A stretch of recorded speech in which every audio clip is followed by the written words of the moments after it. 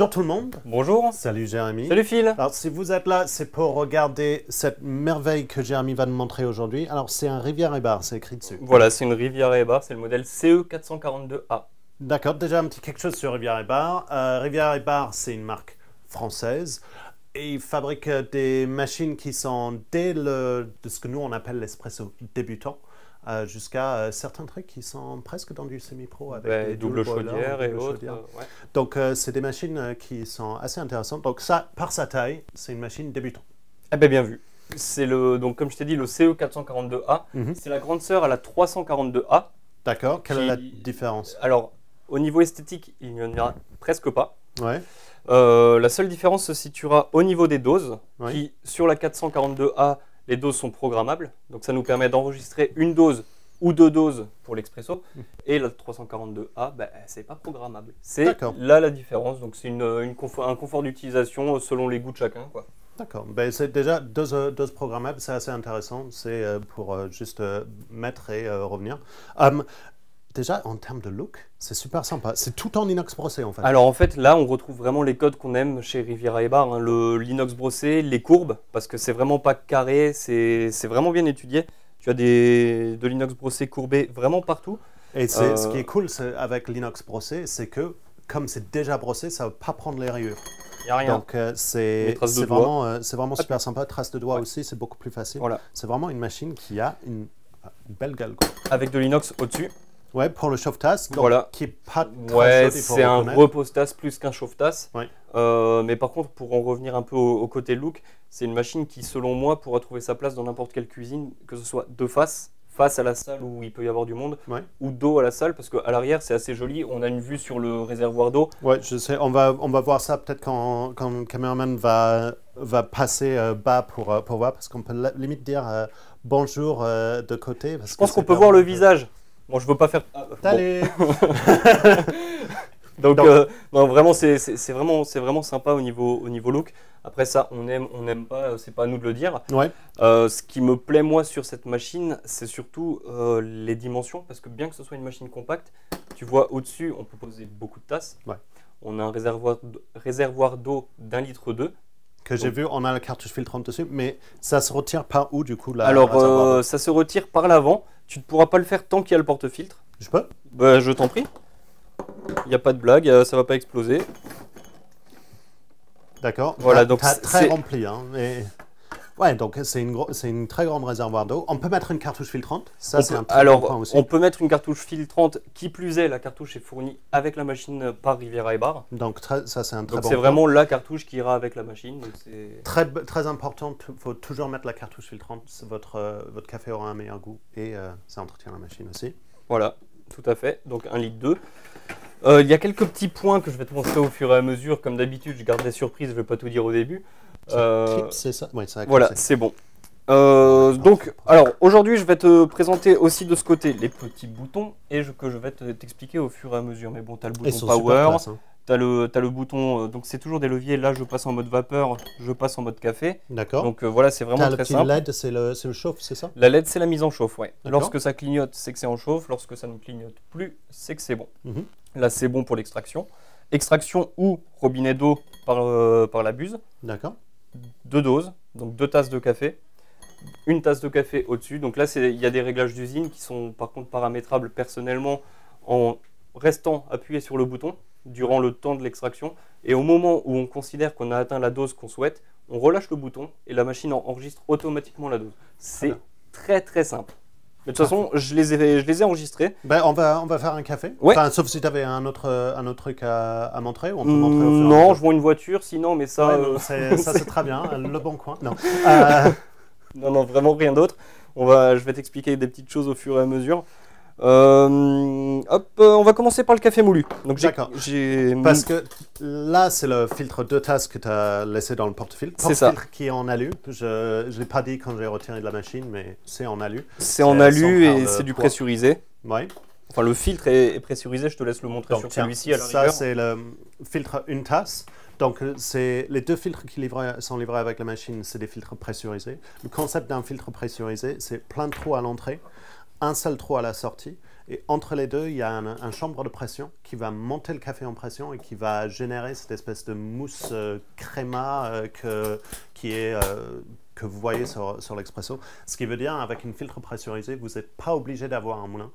Donc, vous pouvez prendre un café prémoulu et vous allez toujours avoir un très bon résultat. Même si, avec un café fraîchement moulu, vous aurez un meilleur résultat. C'est ce que j'ai utilisé et j'ai aussi utilisé la cuillère doseuse qui est fournie avec parce qu'avec un filtre pressurisé, il ne faut pas tasser. Ouais. La pressurisation se fait par la chambre que tu viens d'expliquer, donc il Oui. n'y a pas besoin de tasser, ça serait contre-productif.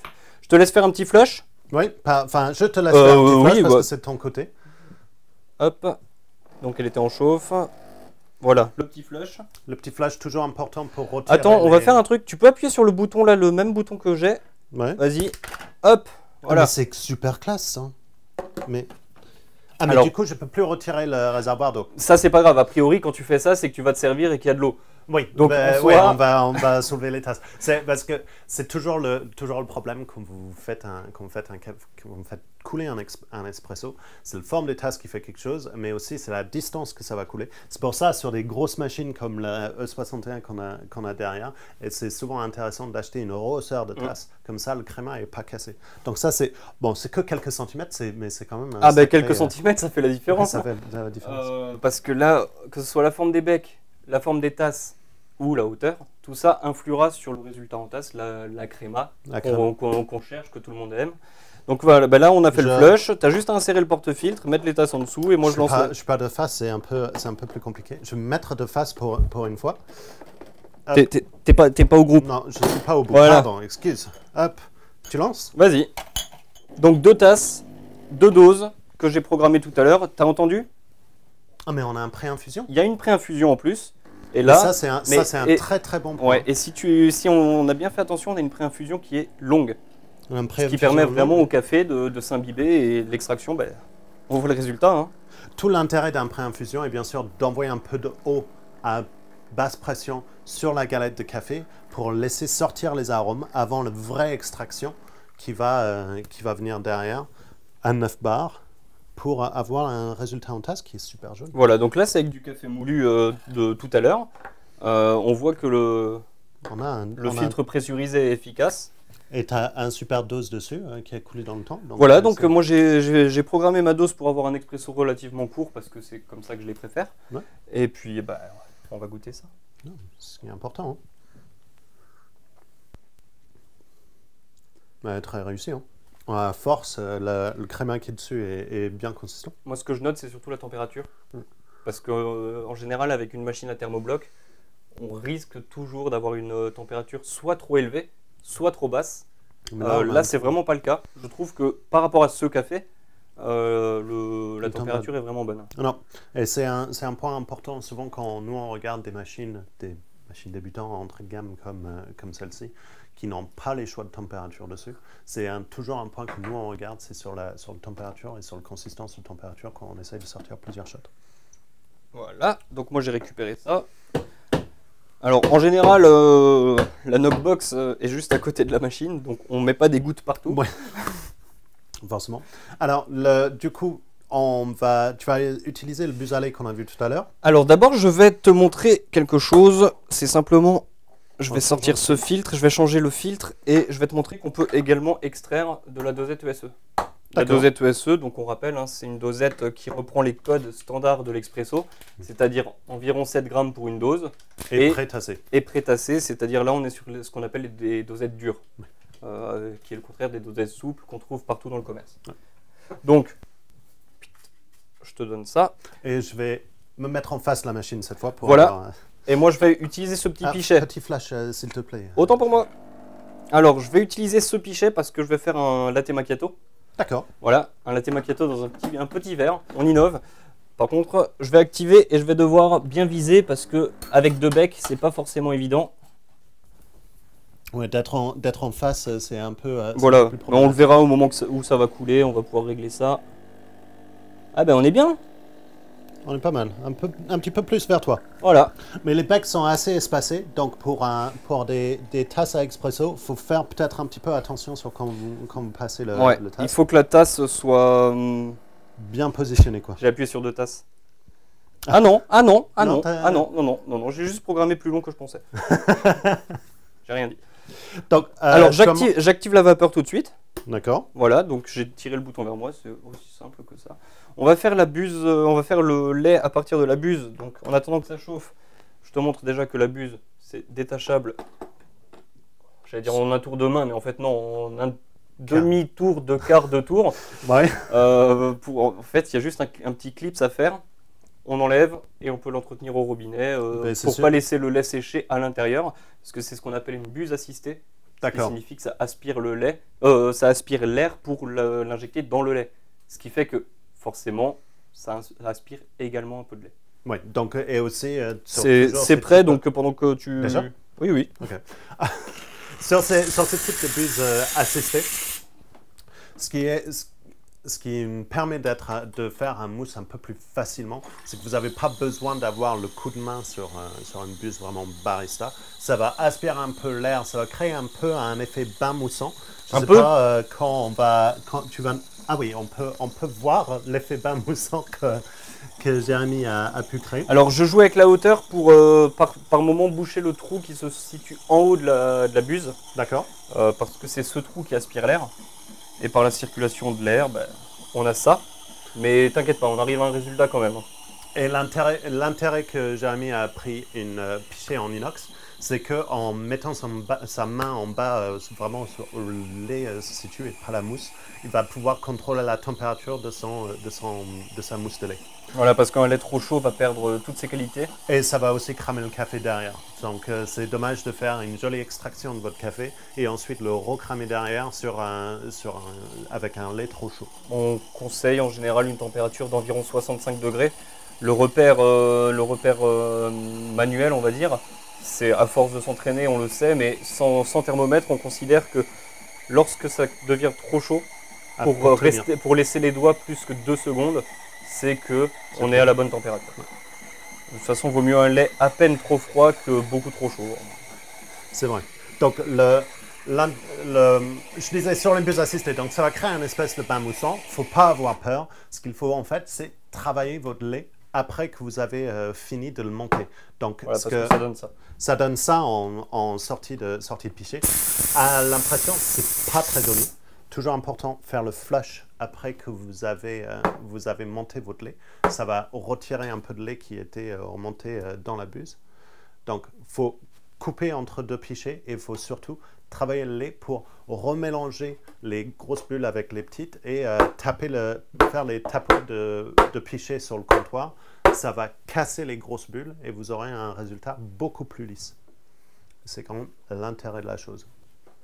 Donc, tu nous sers dans un petit verre à vin, un petit ballon. Ouais, G9. D'accord. Ok. Je voulais te le mettre dans un verre expresso, je n'ai pas trouvé. Ouais. On n'en a pas ici. Donc, Non, c'est des verres expresso, c'est difficile à trouver. Je t'ai entendu soupirer. Non, mais c'est pas grave. Hein.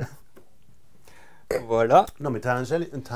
J'ai vu Finalement, la mousse de lait est moins mousseuse qu'on. Je continue à boire mon Non, expresso. tu continues à je boire. me mets à C'est l'aise. moins mousseux qu'on aurait pensé. Je vois déjà les étages qui sont en train de se dessiner. Alors, On va voilà. voir mieux quand on va verser le café. C'est pas juste parce que je voulais boire mon expresso que j'ai laissé du temps. C'est surtout pour que le lait et la mousse se dissocient un petit peu et que ça nous permette derrière plus facilement de faire les étages que je vais faire tout de suite. On va pas. On va Hop. attendre. Alors, je tourne un petit peu. C'est uniquement dans le but d'aider à faire les étages. Un très joli résultat en fait. Enfin, Non. en verre. En verre. En verre. Alors, on a au final une consistance de mousse qui est intéressante pour un latte macchiato. Pour un Ce sera- cappuccino, ça sera compliqué. Ouais, pour un cappuccino, ce sera compliqué. Pour faire du latte art avec, c'est mort. Enfin, c'est pas sur cette typologie de buse qu'il faut partir dessus. Oh, pour faire les sur latte art en 3D peut-être. Donc, faut penser à monter en gamme sur une machine plus évolutive avec une buse type barista pour pouvoir le faire. Mais l'importance, quand même, ça reste le goût. Et de vérifier cette extraction en ESE aussi. On a le goût du café, on a le goût du lait qui est assez sucré. Ouais. Le lait assez sucré signifie également qu'on a pris déjà un bon lait, Ouais. bien froid, et surtout qu'il n'a pas été brûlé. Oui, qu'il n'a pas été brûlé, qu'il a été monté aux bonnes températures. Donc, pour finir sur cette rivière et bar, machine débutant, mais qui, avec les filtres pressurisés, sera un super résultat en tasse. Machine très jolie. Les doses volumétriques, faciles à programmer. Donc, c'est un très très bon point pour cette machine. Enfin, forcément, sur sa petite sœur, il faut vérifier et regarder pour arrêter l'extraction au moment. Mais vu que c'est les mêmes filtres, c'est le même groupe, le résultat en tasse, si vous maîtrisez le temps d'extraction, sera toujours aussi bon. Voilà. La petite rehausseur de tasse qui Ça, j'aime beaucoup. C'est vraiment bien pensé. C'est super bien pensé. Donc, merci beaucoup, Jérémy, de m'avoir montré cette machine. Merci à toi. Nous, on va se faire d'autres cafés, mais on va vous dire à la prochaine fois. À bientôt. Bye.